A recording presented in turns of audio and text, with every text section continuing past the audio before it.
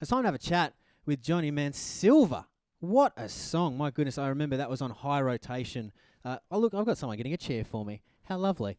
That was on high rotation when that came out. So, man, and I got a great response too. Our Triple M club members loving it. So, I mean, that's part of the reason you're playing today, because our club members love you guys so much.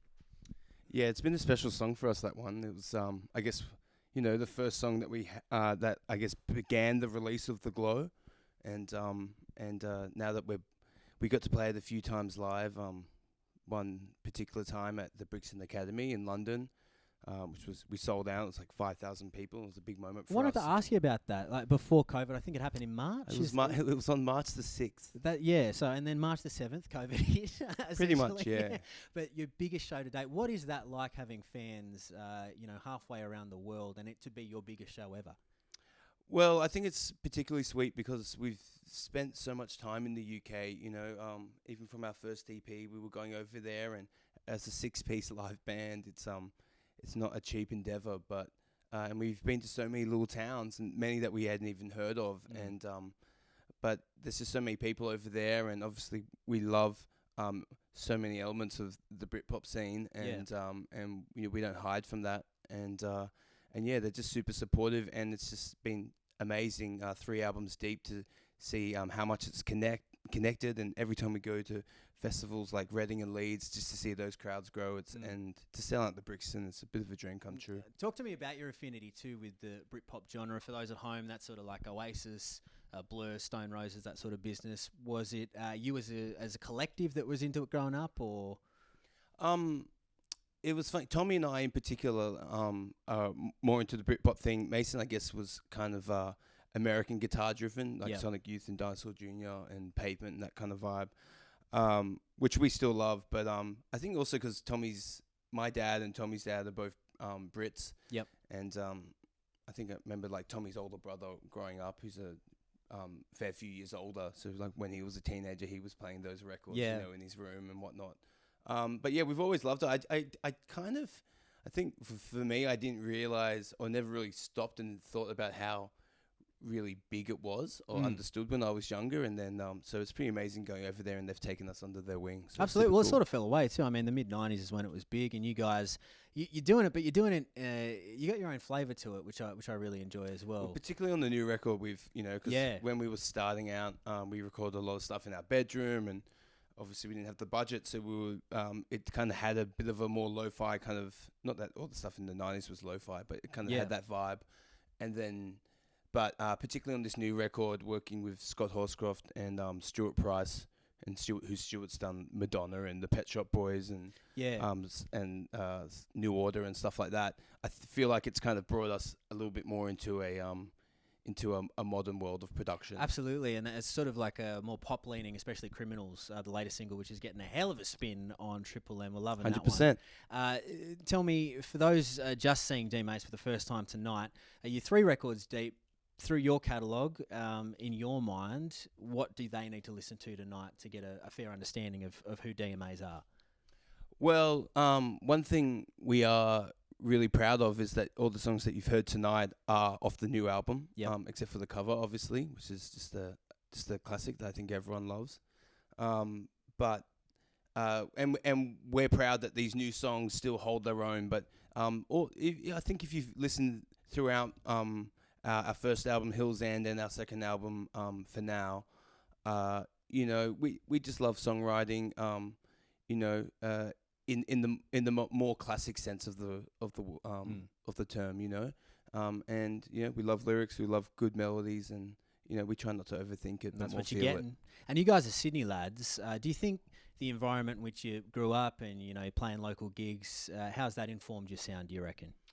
Well, a big part of it was during the lockout laws, when they first kind of came in, was when Tommy and I were initially writing with each other, and Mason and I were playing in another band. So we all lived in Newtown, just off King Street, and but we weren't super inspired to play live because Oxford Street was closing down a lot, and so we kind of really focused on production and recording stuff ourselves. And I guess that's where our love for production and songwriting grew. And in our first 2 years, we wrote probably about 60 or 70 songs. because we knew from previous bands we'd been in that if you play your first 9 songs you've ever written live, it's probably not the best live show you can put together. But if you pick your best 9 out of 60, it's going to be. It means you can back it up if you do start getting a bit of love. And That's we were maths, lucky baby. because because Delete went well, you know, and man. kind of people jumped on it straight away. So it took a lot of pressure off us in the future, which was pretty cool. It's interesting you say that too, because I was going to ask you, it seems like you were an overnight success because Delete came out, everyone jumped off the back. But as you said, I mean, you're in different bands, you were gigging around. And learning a lot from that, you know? Absolutely. There is this big push as well to reopen the nightlife in Sydney when COVID is done, which I'm a big fan of. I mean, I grew up playing in bands, obviously not successful because we're on either ends of the interview here. But, you know, playing places like World Bar, it's shut now. Playing places like the Spectrum, it's shut now. That's where we cut our teeth, you know. Yeah, man. Like just the best venues. And how do you feel about Sydney getting a nightlife back? Well, I feel like lots of the kind of lockout laws, obviously they're still in the cross and whatnot, but them being lifted is hopefully with COVID settling down, we can bring it back. It's a shame because a lot of the damage has been done already to those venues, but at the same time, during the lockdown, it kind of made people a little bit more resilient and have to be super creative with where the music and how they were going to put on shows and blah, blah, blah. So, you know, and there's so much amazing art and amazing musicians in Sydney. I'm not worried about it, but just might take a little bit more time to get it up and running. And hats off to you too. You did one of the very first COVID safe gigs, I believe, at the Factory Theatre. That's right. Yeah. How did that go? Amazing. It's funny talking to some of the organisers, the people kind of running it a bit more, making sure that we were following all the protocol and doing it right and doing it safe. It was a lot of work. I think one of them said, I put on festivals and it was a lot of extra work to make sure we followed all that. But, you know, we did 18 of them. There was 150 people in there each night.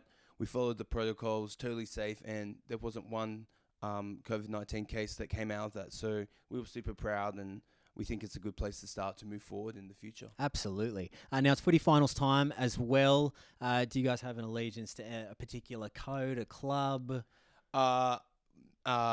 Tommy's a Rabbitohs fan. Yuck. But I'm a West Tigers because I grew up in Haberfield, so I used to walk to Leichhardt Oval and watch Timmy Brasher cause trouble in the back there. So. I'm a Panthers fan, so I am cheering this year. But I grew up in Campbelltown, so the same. You go to Campbelltown Stadium, to me, the best smell is cigarettes and mildew. That's my favourite smell. It reminds me of Campbelltown every time. Now, you're about to rip in to a cover. We've heard 3 wonderful originals. Are you guys starting to get known for your covers? You did a beautiful cover of Cher, I believe, of all people. Who have you got for us tonight? Today we're going to do a Crowded House cover of Better Be Home Soon, which is, I think a lot of us grew up with that song, and it's actually learning it and playing it. I think that middle 8 progression into like the solo is kind of one of my favorite little bits of pop songwriting, I reckon.